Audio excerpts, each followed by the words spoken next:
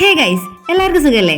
ഇന്ന് നമ്മുടെ നാട്ടില് ഒരു പരിപാടിയുണ്ട്. അപ്പൊ പോയിട്ട് വന്നാലോ? വെറുതെ പരിപാടി കാണാൻ മാത്രമല്ല നമ്മളിന്ന് പോകുന്നത്, പരിപാടി അവതരിപ്പിക്കാൻ കൂടിയാണ്.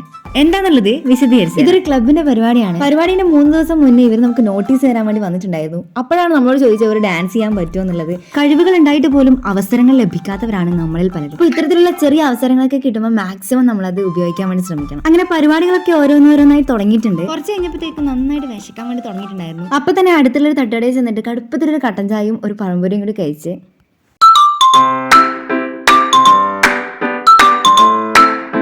അങ്ങനെ ഇതാ നമ്മുടെ പരിപാടി ഇവിടെ തുടങ്ങിയിട്ടുണ്ട്. നമ്മൾ തകർത്ത് ഡാൻസ് ചെയ്തുകൊണ്ടിരിക്കുകയാണ്. അങ്ങനെ നമ്മുടെ ഡാൻസ് പരിപാടികളൊക്കെ കഴിഞ്ഞിട്ടുണ്ട്. ഇനി നമുക്ക് നാടൻപാട്ട് പ്ലസ് വെടിക്കെട്ട് കണ്ടാലോ?